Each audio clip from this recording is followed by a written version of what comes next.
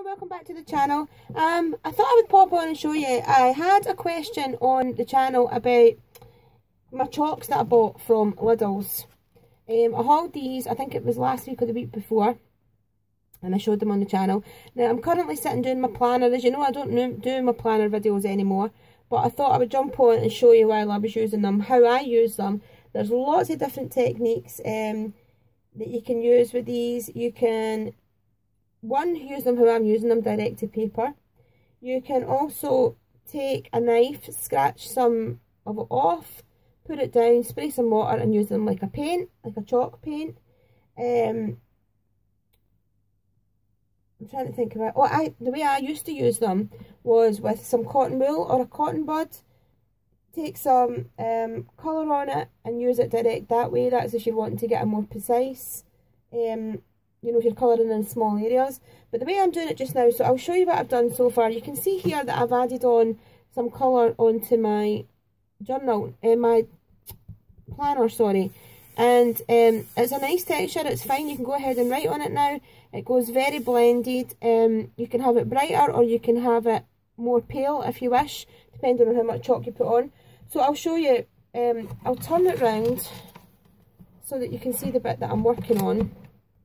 Now I've just put on some of this orange here and I haven't blended it yet, and then I'm going to go in with this green colour here, and all I do is put it on its side.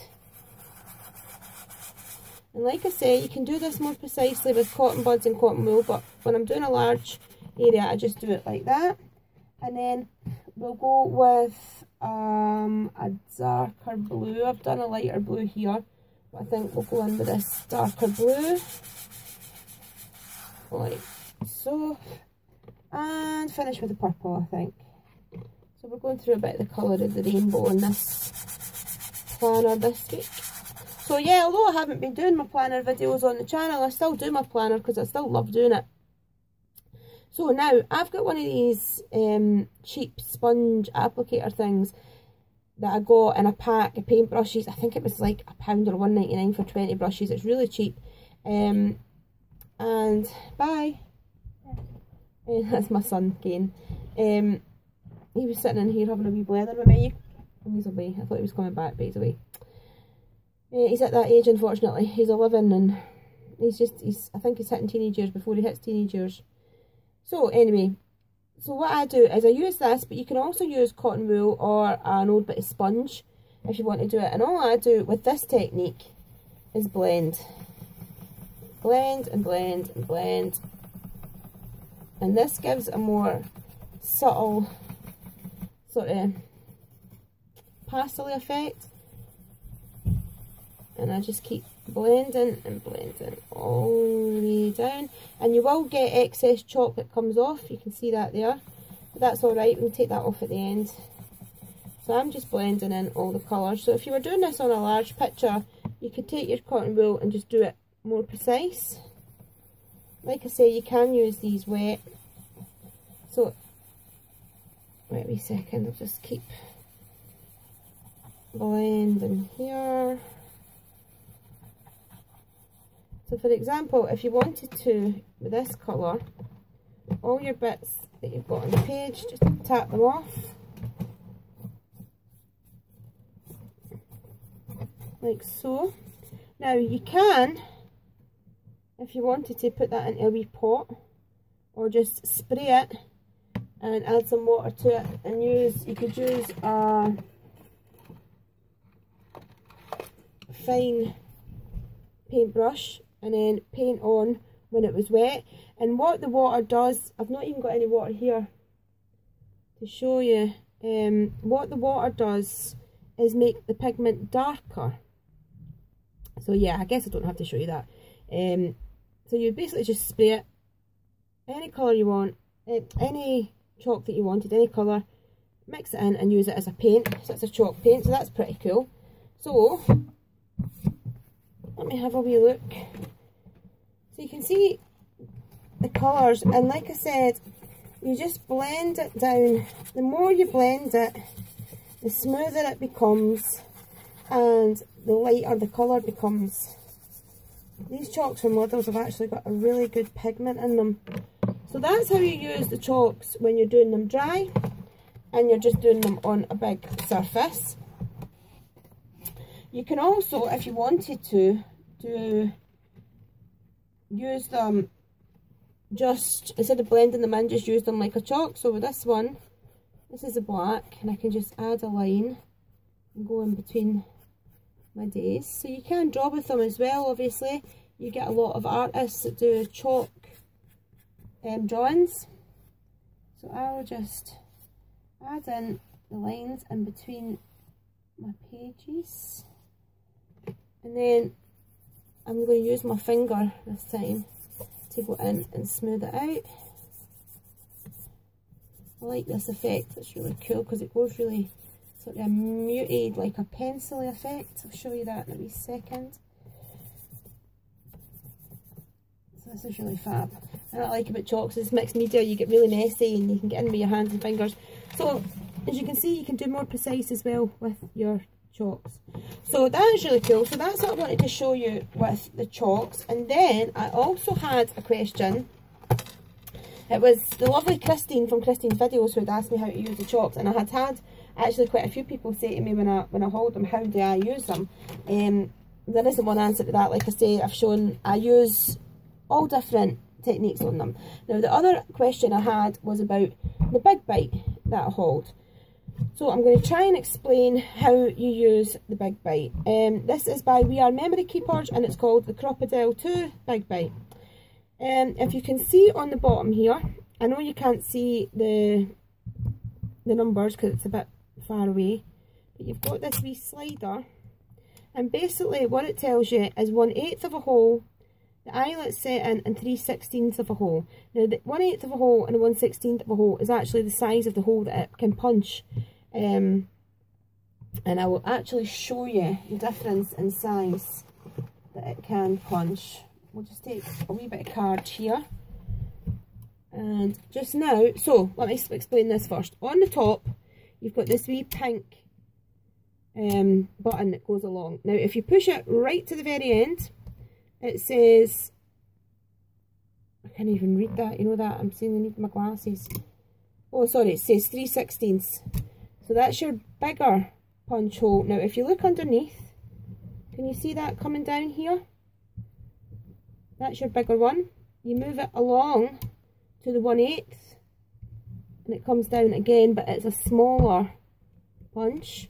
And then this one, move it right to the very end, and this is for your grommets and your eyelet setting, and you push that down and you will see this whole bit here comes down. This bit here is the part that you change whether you're doing eyelets or grommets, and it basically just pulls down and twirls around. Now you get a little leaflet that comes with this, and you can find out what setting it's supposed to be on. The top one is from A, B, C and D.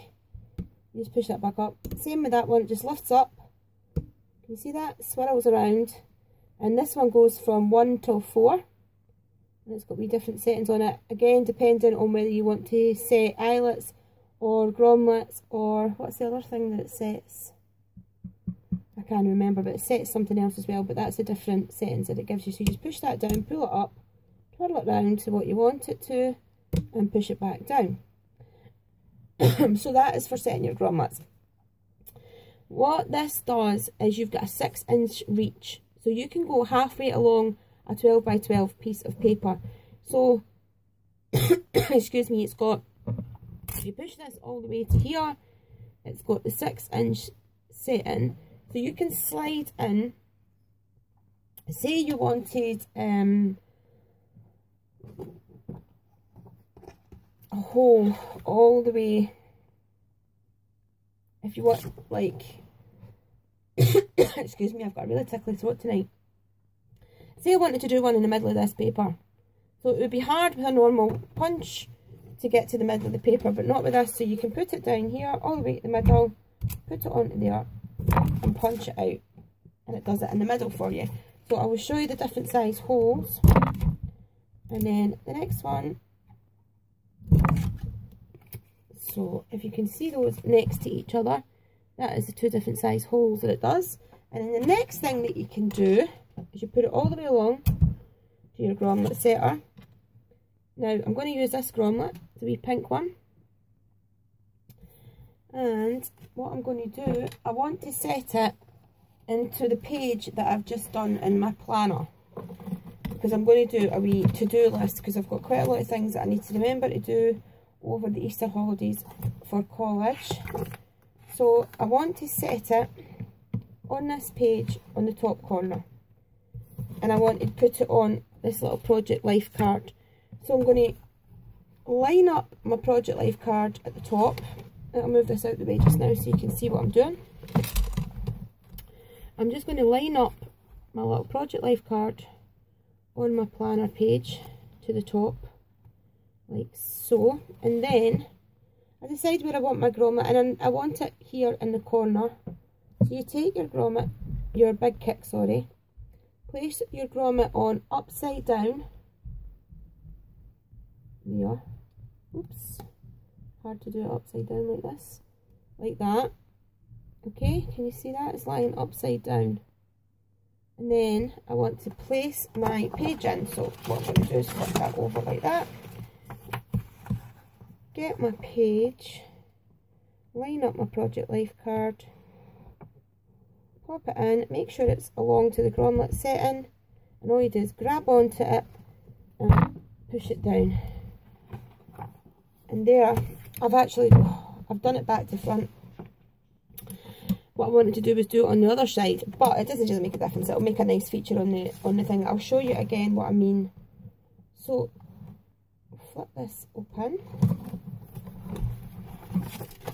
and it's popped a grommet on the back of that page, and it's gripped it on the front here, which is actually pretty cool. It looks like a wee star on it. I quite like that actually, and it means that the grommet is a wee feature on the next page. So that's cool. So that's went through the 2 sheets of card, and then I will quickly show you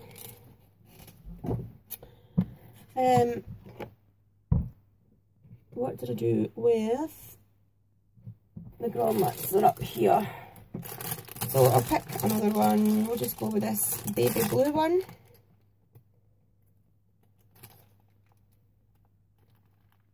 In fact, no, we'll go with the baby blue one. I can't think from my page that I've just done. We'll go with a yellow one. So I don't have any eyelets just now. I haven't bought any. It didn't come with any, but I will get some. But to be honest, you can use the grommets as eyelets, because I'll show you just now actually what I do, because I don't have any eyelets. Obviously if you're doing them for material and things like that, there's ladies that use them for all sorts of dressmaking and bag making and things, purse making, but I just do it with paper and card, so I don't need, I can use the grommets as eyelets, that's what I'm trying to say. So with this one, I'm just going to cut up here and make a wee, that's not very straight.